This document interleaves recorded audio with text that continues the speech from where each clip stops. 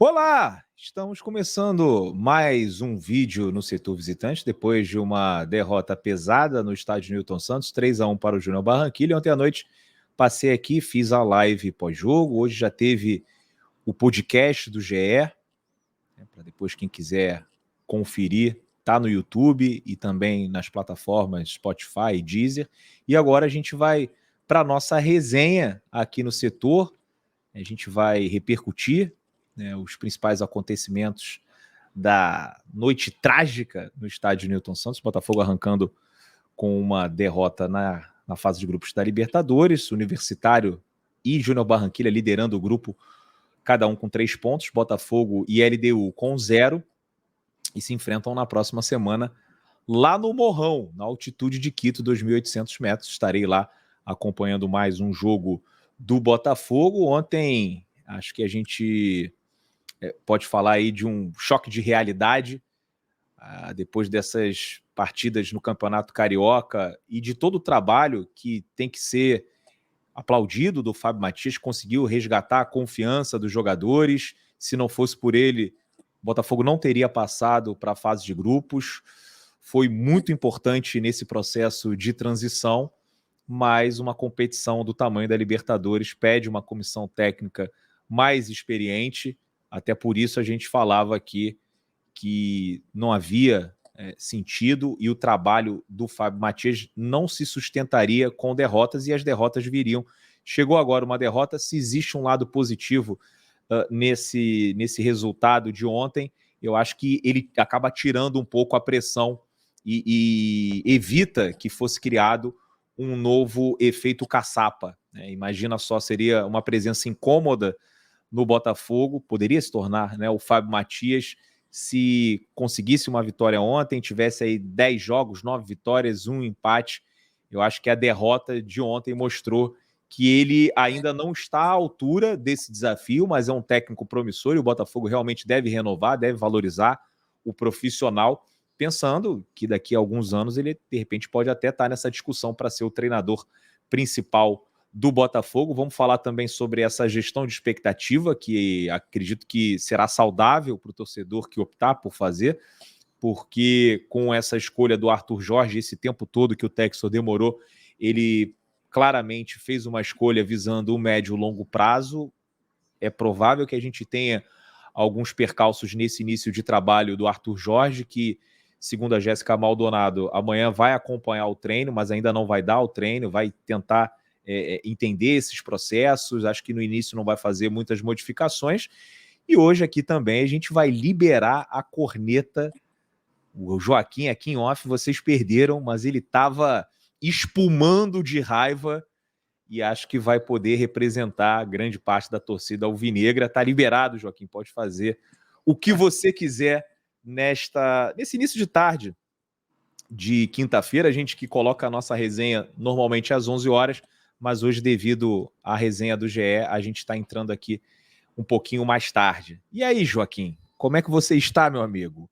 Bom dia. Boa tarde, na verdade. Bom dia. Bom, eu com a minha vida tô bem, mas em relação ao Botafogo, tudo péssimo, cara. E você? É assim, a gente vai levando, né? É porque eu já tô, acho que, mais acostumado com essa vida de perdeu e ter que vir para cá explicar o inexplicável, em situações assim que, né, a vontade era de ir para a cama, dormir, ou sei lá, e fazer outra coisa, esparecer, porque é difícil falar de Botafogo nesses momentos, mas como a gente aparece aqui nas vitórias, tem que aparecer sempre nas derrotas. Acho até que é mais importante nas derrotas do que nas vitórias.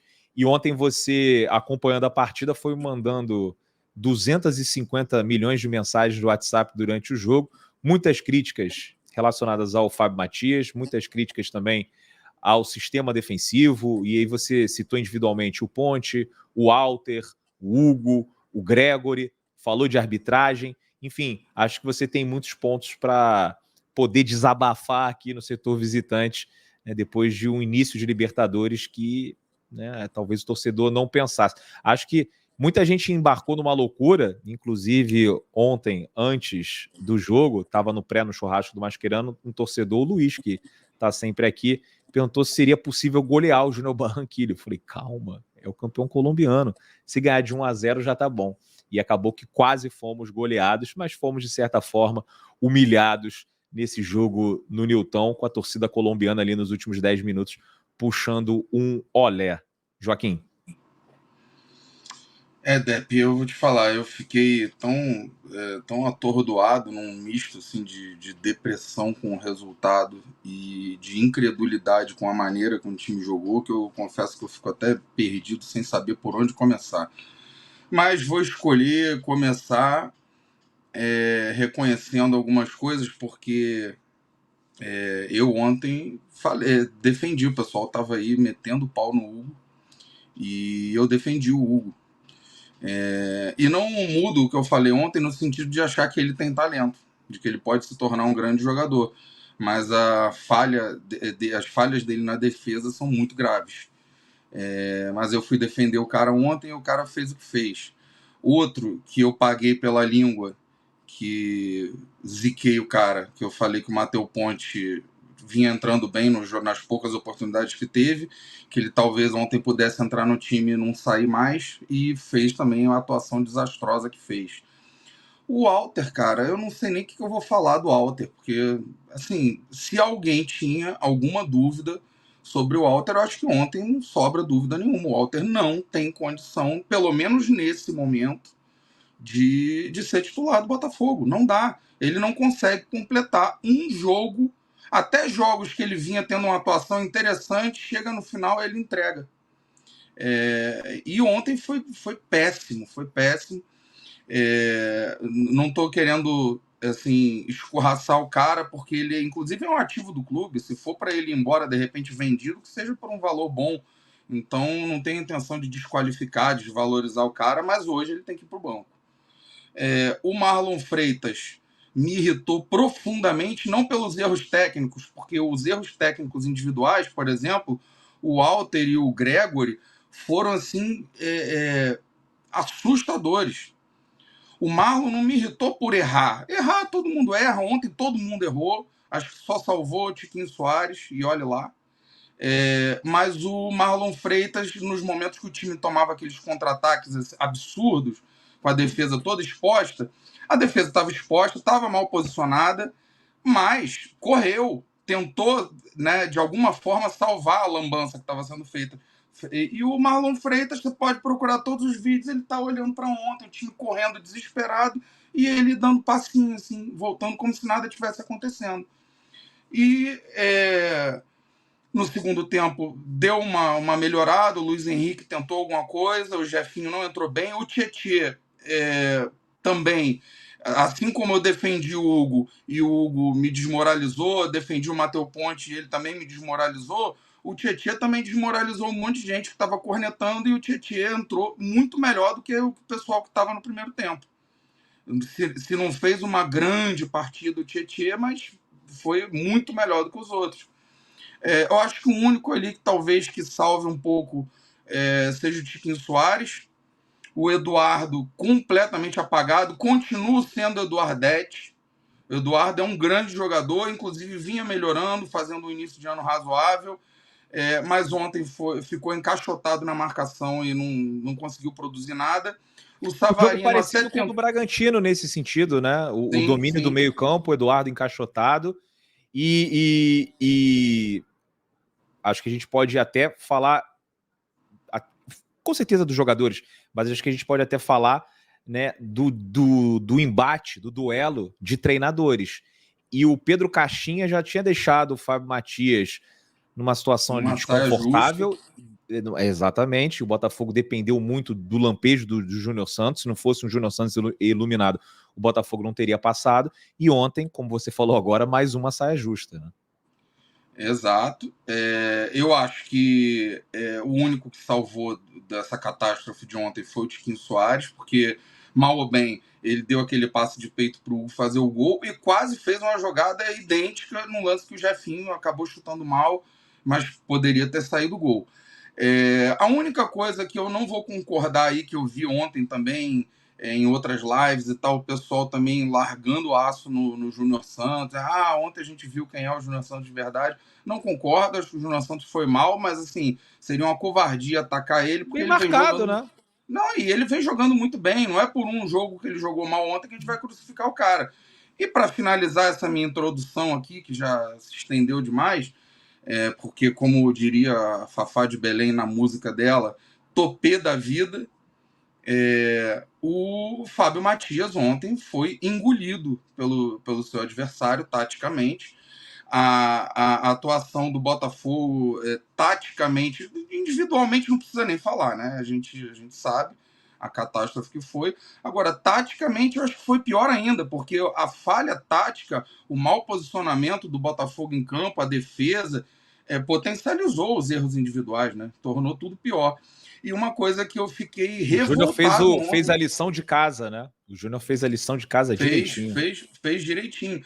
E uma coisa assim que eu fiquei revoltado ontem, que eu só não arranquei os cabelos porque eu não tenho, foi que quando o Botafogo tomou o terceiro gol, a pane do time estava de tal maneira que eu falei, fudeu, desculpa o palavrão, vai tomar de 7, igual o Brasil com a Alemanha. Eu fiquei apavorado porque o Fábio Matias estava esperando não sei o que para mexer no intervalo. O time tomando, sei lá, com 30 e poucos minutos do primeiro tempo, de 3-0, mexe na hora, cara. Vai esperar mais o quê? Vai esperar tomar 5? Enfim, Ele demorou. É. Não, ele demorou muito. E assim, eu acho que é uma unanimidade na torcida do Botafogo que o principal problema que o Arthur Jorge vai ter que atacar, né, quando ele começar a ter responsabilidade sobre esse elenco do Botafogo, é o sistema defensivo. E eu concordo com as críticas ao Hugo, ao Matheus Ponte, ao Walter, ao Barbosa, ao Gregory, mas quando a gente começa a citar todo mundo, é porque eu acho que esse erro é mais coletivo do que individual.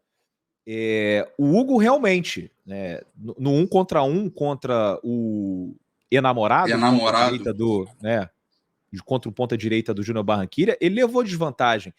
Mas eu acho que é normal. Assim, o cara vai ter 3 mano a manos ali, ele vai levar 1 ou vai levar 2. O problema é que ele tá sempre exposto sozinho.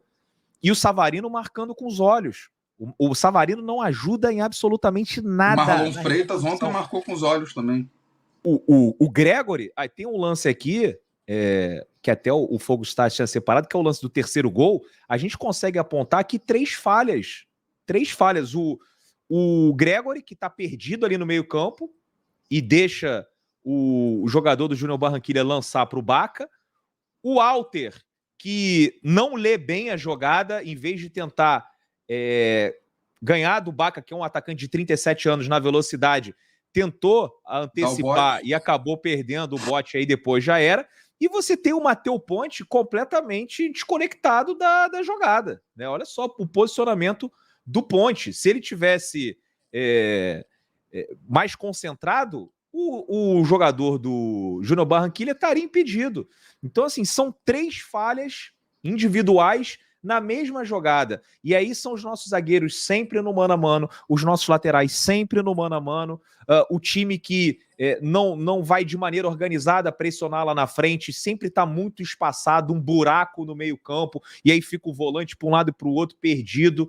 Então, assim, são muitos problemas repetidos que a gente vem assistindo nos jogos do Botafogo. Problemas, aliás, desde o final do ano passado, que nenhum técnico que passou aqui conseguiu resolver.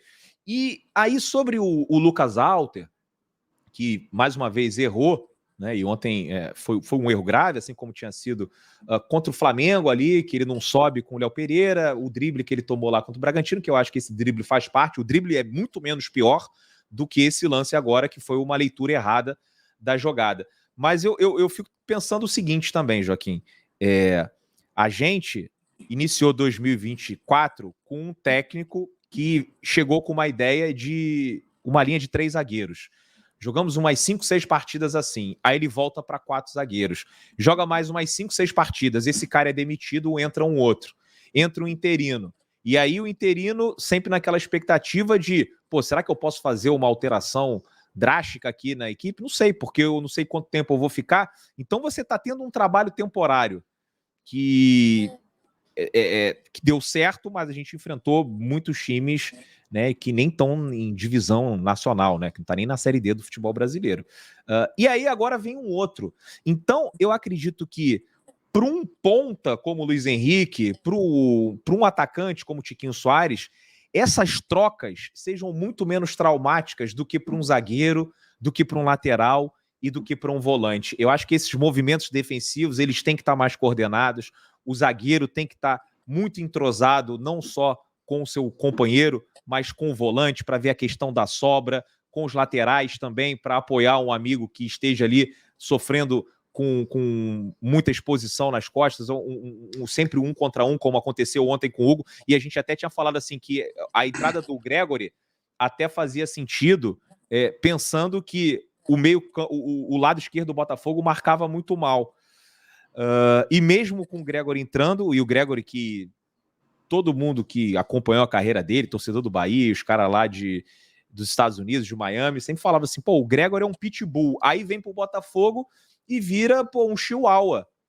Mas a culpa é do Gregory, né? A culpa é o Gregory agora, que era o maior jogador, o maior volante, com o maior número de desarmes da Major League Soccer. E só para lembrar, um dos o maiores Gregory do não futebol estava brasileiro. aqui Então, na assim, tragédia do ano Gregory. passado.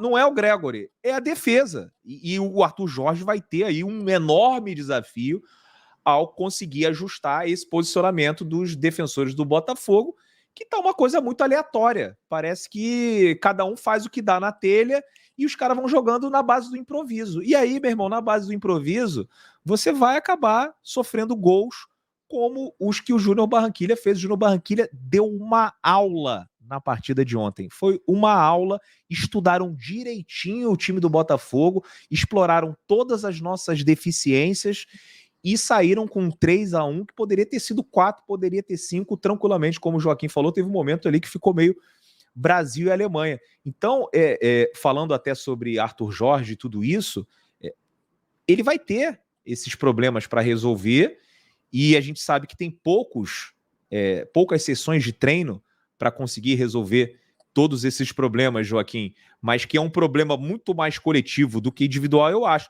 Tanto é que se a gente já tivesse com um trabalho sendo realizado há muito tempo por um treinador e o Walter entrar, sei lá, se bota o Walter para jogar na defesa do Palmeiras agora, vamos transferir o jogador daqui para lá.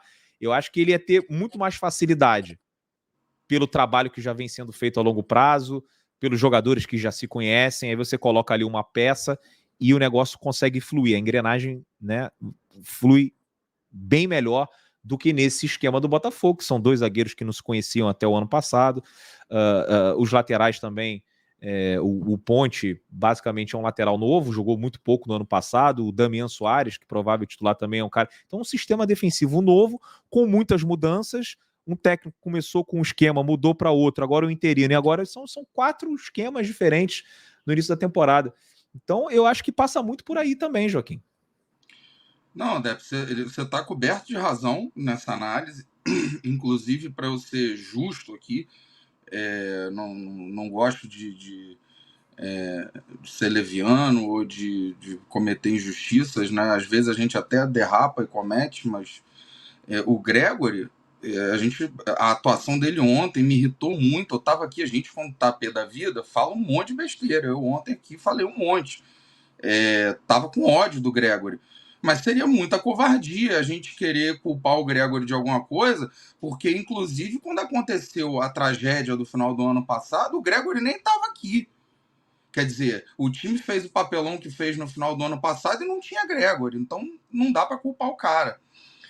O que você falou, por exemplo, do Walter, se a gente imaginar ele no Palmeiras, além do Palmeiras ter um treinador que está lá há muito tempo, além do time já estar mais entrosado, ser mais fácil de encaixar, tem um outro detalhe que agrava muito a situação do Walter no Botafogo, que a torcida do Botafogo está de saco cheio.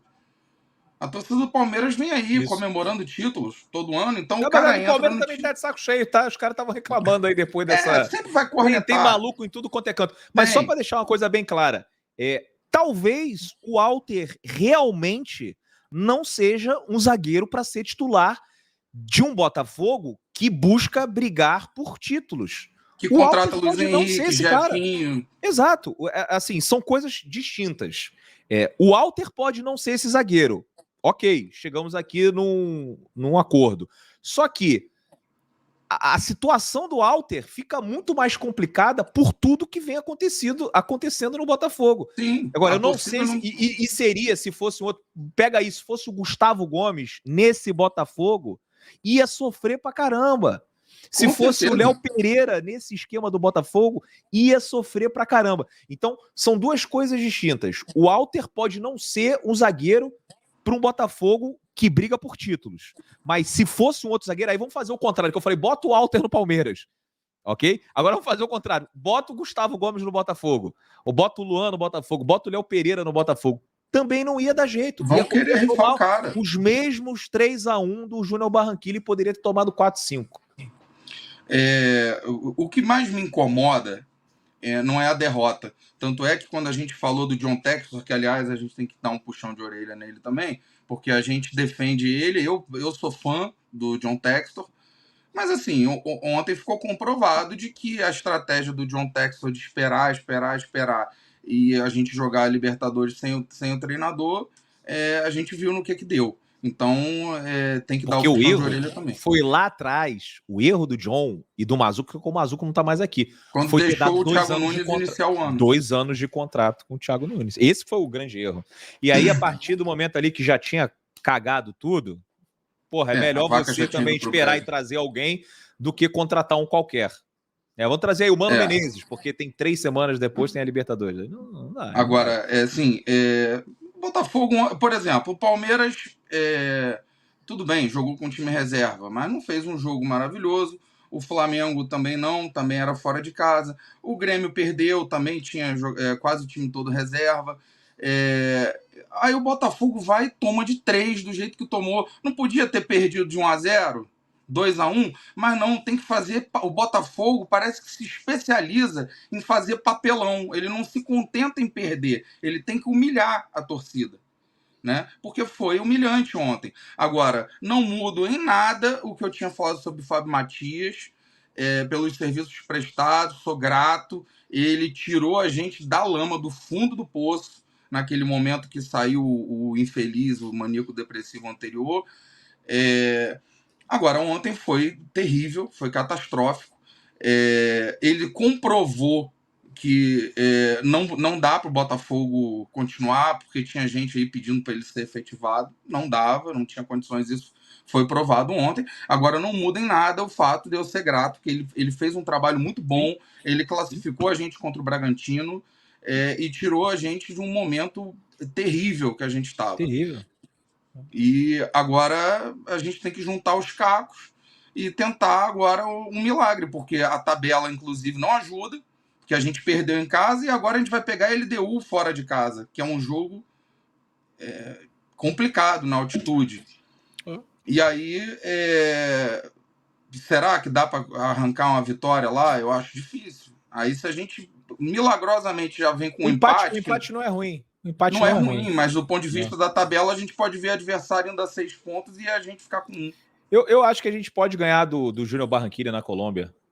E acho que a gente pode ganhar do Universitário no Peru. O Botafogo tem um time bom para isso. Faltava o técnico, né? Obviamente, com todo o respeito aí ao Fábio Matias, mas a gente também tem que pensar e trabalhar com essa ideia de que essa demora na escolha pelo Arthur Jorge e essa escolha por um trabalho a médio e longo prazo pode ter colocado em risco a temporada de 2024. A temporada de 2024, na cabeça do Textor, que é o dono da SAF, pode ser uma temporada de reconstrução, de você reiniciar o que foi interrompido com o Luiz Castro e o Botafogo se preparar para aí sim, em 2025, 2026, brigar por títulos importantes. Pode acontecer alguma coisa agora? O Botafogo fazer uma campanha sensacional na Copa do Brasil e vencer a competição com os jogadores que tem, tudo pode acontecer, como pode dar a volta por cima na Libertadores também.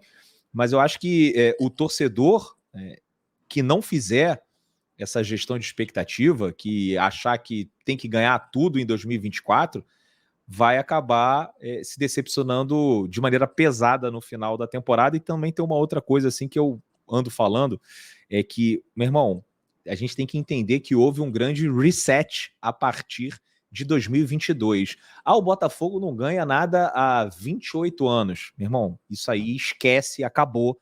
Começou agora uma nova parada e a partir dessa nova parada, o Textor está buscando meios, né? Está construindo um caminho, pavimentando, né, essa direção para o Botafogo construir essa base sólida para brigar sempre nas cabeças. E eu acho que um título é questão de tempo. Agora, quanto tempo? 2024? Acho difícil. 2025? Pode ser. 2026? Mais provável. Sendo que essas coisas também podem mudar muito, de acordo ali com os investimentos. Pode investir mais, pode investir menos. A gente não tem bola de cristal. Mas 2024, por conta da saída do Castro, desses erros de planejamento, é um ano que a gente pode dizer que está em risco mesmo, né? Tá em risco. E assim, aí depois a gente fica aqui pé da vida e não entende por que quando a gente vai ver os programas esportivos ninguém leva o Botafogo a sério.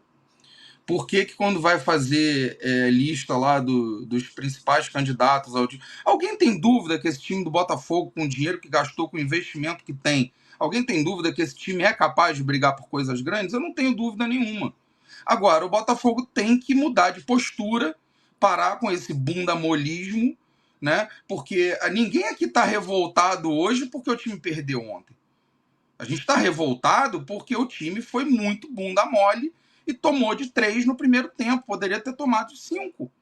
Se tivesse perdido de 1-0, a gente não estaria espumando aqui de raiva. E não estaria hoje a imprensa debochando, desdenhando o Botafogo. Porque teve uma emissora hoje que eu já assisti que debochou. Aí falou, John Tex, você vai falar inteligência artificial. Assim, pois é, e é uma coisa que aqui no setor visitante é muito raro aparecer torcedor de outro time, principalmente nos comentários pós-jogo, não o chat ao vivo, mas assim, acabou a live, né? Aí os caras vão lá e comentam.